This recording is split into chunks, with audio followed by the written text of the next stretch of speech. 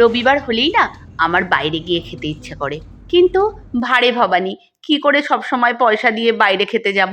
তাই কবে খেতে গেছি, কখন খেতে গেছি সেই ছবিগুলো তুলে রাখি, আর রবিবারে ওগুলো দেখে দেখে প্রাণ ভরাই।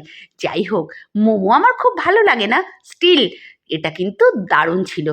এই মোমো টোমো হয়ে যাওয়ার পর একটা আসল জিনিস দেখাচ্ছি, দেখো তো কেমন লাগে।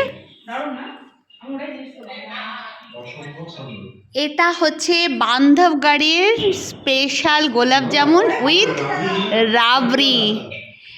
আর তোমরা দেখো gulab jamun with rabri, really yam,